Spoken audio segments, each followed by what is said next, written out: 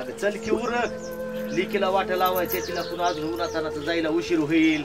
हा पटकन देवपूजा उरकून घ्यावं, लिकूर जायचे आज.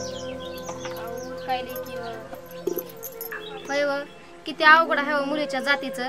मायपणा लहानाचं मोठं करायचं, सांभाळायचं आणि शेवटी लोकांच्या हवाली करायचं.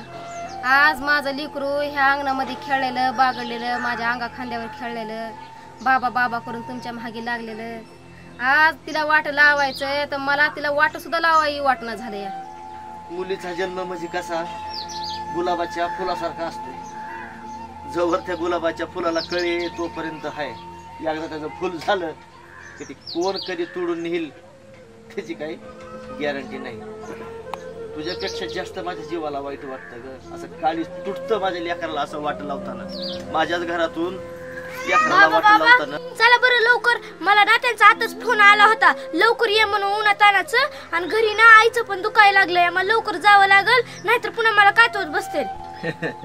बघितलं का बायको, माझा लेकरू कधी सहलीला आई बापाला सोडून कधी घरदार सोडून गेलं नाही, आणि आज बघ स्वतः म्हणते बाबा मला सोडायला चला. काय माझ्या लेकराच्या जीवाला वाटत असेल.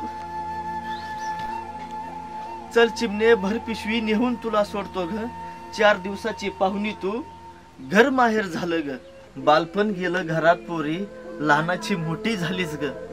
बालपण गेलं घरात पोरी, लहानाची मोठी झालीस ग.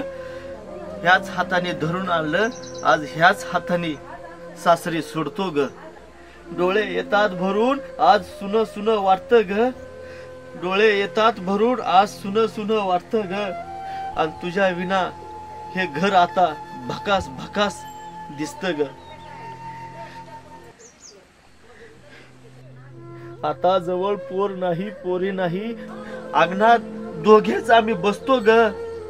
घालवलेल्या जीवनाची रोज वजाबाकी आम्ही करतो ग. चल नको करू उशीर पोरी, एसटी यायची वेळ ग. घे निरोप मायेचा आता, सुखी संसार कर ग.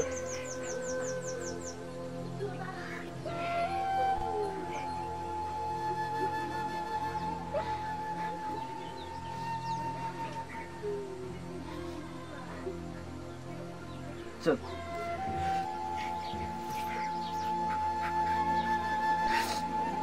चल बाहेर रडू नको, चल डोकं दुखत असते. चल चला.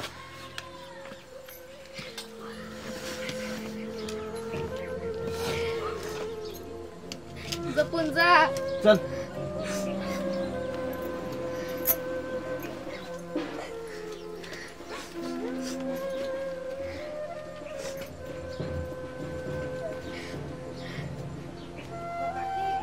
जगावं लागतं गाई तुझ्यासाठी, या दुनियेत आता तूच माझा आधार आहेस. मी पोटात असताना पण तू काम करायची माय, तुझे हेच ऋण माझ्याकडे उधार आहे. मी पोटात असताना पण तू काम करायची माय, तुझे हेच ऋण माझ्याकडे उधार आहेत.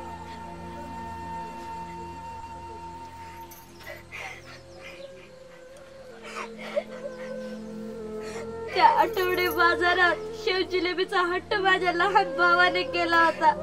त्या आठवडे बाजारात शेव जिलेबीचा हट्ट माझ्या लहान भावाने केला होता.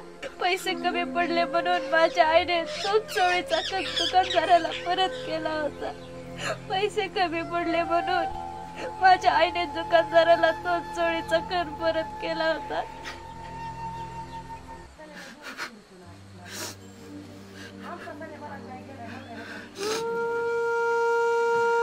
आई शेतात राबायची, तिच्या पायात काठा रुतायचा.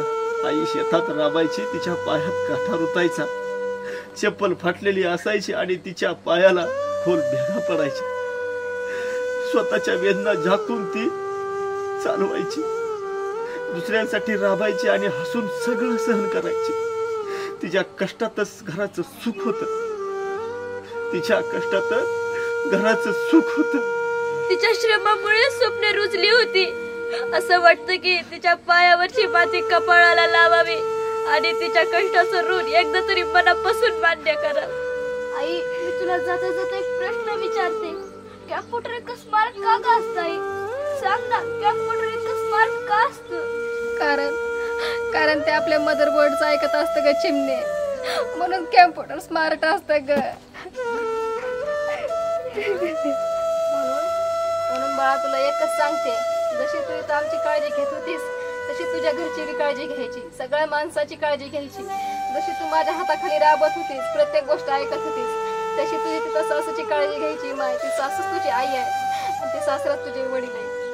चांगला राहा, असं काही संसार कर. चल चल बरं, उशीर व्हायला. चल.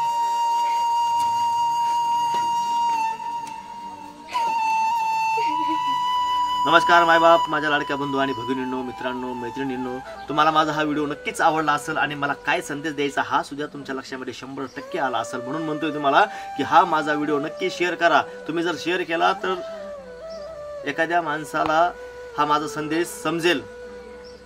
आणि लाईक करायला मात्र विसरू नका आणि कमेंट करायला सुद्धा विसरू नका, कारण तुमचा एक लाईक खूप महत्त्वाचा असतो.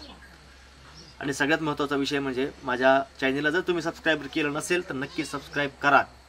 मित्रांनो, आम्ही ह्याच्यामधून संदेश म्हणजे असा, आता तुम्ही म्हणत असाल किंवा सांगा दादा समजा असे नवीन व्हिडिओ आम्ही चालू केलेत किंवा नवीन हे, तर मी काय म्हणतोय, सतत कॉमेडी व्हिडिओ बघण्यापेक्षा आता कॉमेडी कंटेंट भरपूर आहेत सध्या आपल्या ह्याच्यावरती यूट्यूबवरती.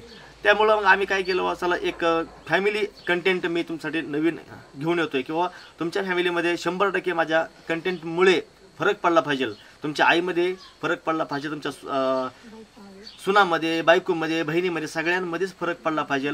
सगळ्यांना हे नातीगोती समजली पाहिजे, कारण प्रत्येकाला सासू बनायचे, प्रत्येकाला आई बनायचे, प्रत्येकाला मुलगी बनायचे. ही गोष्ट सगळ्यांच्या एक लक्षामध्ये आली पाहिजे. मेन संदेशच माझा हा आहे की आपण सगळे एक्क्याच नात्याचे आणि एक्क्याच विचारामधून आपल्याला जायचे. त्याच्यामुळं आपण जास्त असं भरकटल्यासारखं वागायचं नाही. आपण आपल्या फॅमिलीला कंटिन्यू पकडून चालायचं, सगळ्यांनी एकजुटीनं राहावं, हाच माझा उद्देश ह्या व्हिडिओच्या माध्यमातून मी चालू केलेला आहे. बाकीचं आता आमची जानू बोलल. नमस्कार मित्रांनो, मला तर आता काही बोलण्यासारखं राहिलंच नाही, सगळं तर आखलेलं सांगितलेलं आहे. आणि तुम्ही हा व्हिडिओ बघाल ना तेव्हा तुम्हाला नक्की समजेल की आम्हाला संदेश काय द्यायचा आहे. प्रत्येक मुलीने जसं आपण माहेराला राहतो ना, माहेर घरी तसं सासर घरी पण राहायचंय, सर्वांशी गोड बोलून राहायचंय, कधी भांडण नाही करायचं बरं का मित्रांनो. मी माझी रजा घेते, धन्यवाद. चला हा, बाकीचा तर तुझ्या बोलून. हा, नमस्कार मायबाप. तर आम्हाला ह्या व्हिडिओमधून तुम्हाला नेमका संदेश काय द्यायचा आहे तुमच्या लक्षातच आला असेल तर हा व्हिडिओ नक्कीच शेअर करा, लाईक करा, सबस्क्राईब करा आणि तुमचा सपोर्ट आमच्या पाठीशी असाच राहू द्या. धन्यवाद. धन्यवाद. लय बोलली हो, लय सांगितलं तरी इतकंच बोलली हो. मजा असं जे बोलले ते चांगलं बोलले, पण तुम्ही समजून घ्या आमचा मुद्दा, आमचा कंटेंट, आणि लाईक करायला मात्र विसरू नका आणि सबस्क्राईब करायला विसरू नका.